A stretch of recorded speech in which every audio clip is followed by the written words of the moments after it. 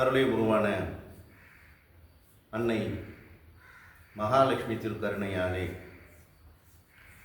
நம்முடைய எதிரி தான் நம்மளுடைய வாழ்க்கையை தீர்மானிக்கிறான் அப்படின்னு தலைப்பு. இதுக்கு ஒரு சின்ன உதாரணம். நம்ம மடத்து பக்கத்தில் மார்க்கண்டேயர் திருமடம் நம்மளுடைய மடம். அந்த மடத்து பக்கத்தில் மார்கழி மாதம் பார்த்திங்கன்னா மாட வீதி வருவோம். 30 நாளும் மாட வீதி 4:30 மணிலேருந்து 6 மணி வரைக்கும் வருவோம். நம்ம மடத்து பக்கத்து வீடு வந்து கிறிஸ்டியானிட்டி, அதாவது கிறிஸ்துவ மதத்தை சேர்ந்தவங்க. நம்ம மடத்துக்கு பக்கத்து வீடே கிறிஸ்துவ மதம். அதுக்கு ஏற்ற மாதிரி பார்த்திங்கன்னா ஒரு இந்து, அவங்க இப்போ தான் புதுசாக குடி வந்தவங்க என்ன பண்ணிட்டாங்க, மார்கழி மாதம்னு நல்லா கோலம் பெருசாக தெரு ஃபுல்லாக போட்டாங்க. போட்டு முடிச்சுட்டு நம்ம சுவாமியை மாட வீதி போயிட்டு திரும்பி வந்து சாமி எல்லாம் படைச்சி கடிச்சு எல்லாரையும் அனுப்பிச்சிட்டு நான் மடத்தில் இருக்கும்போது சண்டை நடக்குது. இந்த கிறிஸ்டின் பொம்பளை வந்து இந்த ஏற்ற விட்டு வாடகை இருந்தாங்க, அவங்கள வந்து திட்டுறாங்க.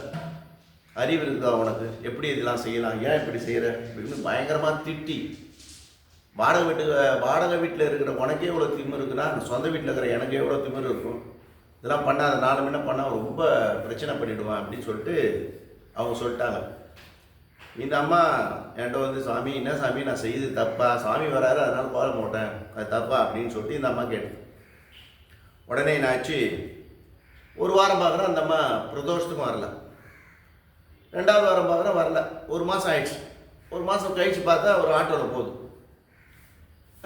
என்ன அம்மான்னு பக்கத்து வீட்டுக்காரங்க என்னன்னு தெரியல, ஐயா வெளியிலே வரமாட்டுறாங்க, சண்டை போட்டதுலேயே நாங்கள் அசிங்கமாக எடுத்துள்ளது, வெளியிலே வரமாட்டுறாங்க அப்படின்னு சொல்கிறாங்க. ஒரு 2 மாதம் 3 மாதம் ஆயிடுச்சு. 4வது மாதம் பார்க்குறோம் வரல. என்னடா இது, அவங்க வீட்டுக்குள்ளே இருக்கிறாங்க.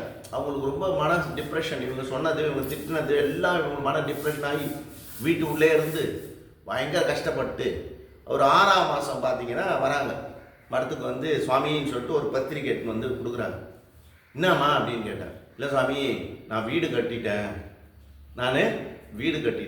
அது கிரகப்பிரவேசம் நீங்கள் தான் வரணும் அப்படின்னாங்க. ஏம்மா அப்படின்னா, இல்லை சாமி நான் வீடு கட்டிட்டேன், சொந்தமாக ஒரு வீடு கட்டிட்டேன் ஐயா, பக்கத்துலேயே ஒரு இடம் வாங்கி அப்படின்னு. ரொம்ப சந்தோஷமா, இன்னொரு பத்திரிக்கை இருக்காம்மா அப்படின்னு கேட்டேன். இருக்கு சாமி அப்படின்னா. வாமான்னு சொல்லிட்டு நேராக பக்கத்து வீட்டு கிறிஸ்டின் வீடு இருக்குது, அவங்கள்ட்ட வீட்டுக்கு போயிட்டு அவங்களுக்கு ஒரு பத்திரிக்கை வச்சு கண்டிப்பாக நீங்கள் வந்துடணும் அப்படின்னு அவங்கள்ட்ட சொன்னோன்னே, என்ன சுவாமி அப்படின்னா, உங்களால் தான் அவங்க அந்த வீடே கட்டினாங்க அப்படின்னு. என்ன சாமி சொல்கிறீங்க? ஆமாம், நீ அன்றைக்கி ஒழுங்காக திட்டலைன்னா, நீ திட்டினது அவங்க உள் மனசில் பாதித்து அவங்களுடைய நகையெல்லாம் விற்று எப்படியே கடன் வாங்கி ஒரு வீடு கட்டிட்டாங்க. அப்போ நீ செய்த ஒரு கெட்டது தான் அவங்க உள் மனசில் போய் அது பாதித்து அவங்களுடைய வாழ்க்கையில் மாற்றத்தை உண்டு பண்ணிச்சு. அதனால் உங்களுக்கு தான் இது ஃபஸ்ட்டு பத்திரிக்கை கொடுக்கணும், எனக்கு கூட கொடுக்க தேவையில்ல அப்படின்னு நான் சொன்ன உடனே அந்த கிறிஸ்டின் பெண் என்ன சொல்லிட்டாங்க, சுவாமி ரொம்ப பிரமாதம் சாமி, ரொம்ப சந்தோஷமாக இருக்குது, நீங்கள் தான் சாமி சாமி அப்படின்னு என்ன சொன்னாங்க. உடனே பார்த்தா அவங்க 2 பேரும் அந்யோன்யமாக ஆகிட்டாங்க. போயிட்டு அவங்க வீட்டுக்கு இவங்க போகிறது, இவங்க வீட்டு அவங்க போகிறது. ஏன்னா நான் சொல்லிட்டேன் இல்லையா உண்மை, உன்னுடைய எதிரி தான், உனக்கு எவன் ஒருவன் துன்பத்தை தருகின்றானோ அவன்தான் உனக்கு உன் வாழ்க்கையை தீர்மானிக்கிறான். நல்லா புரிஞ்சுக்கணும். நம்ம ஒரு தோல்வியின் போது நம்ம பயப்படக்கூடாது. அதுதான் நம்மளை ஒரு பாடம் கற்றுத்தரும். எப்படி அந்த அம்மா வந்து கோலம் போட்டதுக்கு அவங்க திட்டினாங்களோ, சொந்த வீடு கூட இல்லைன்னு திட்டினாங்க இல்லையா, அந்த வலி உள்ளே போயிடுச்சு. அந்த வலியாகப்பட்டது வீடை கட்டிய வச்சிச்சு. அதனால உன்னுடைய எதிரி எவ்வளோ ஸ்ட்ராங்காக இருக்கிறானோ அவ்வளோ உன்னுடைய வாழ்க்கை சிறப்பாக இருக்கும்.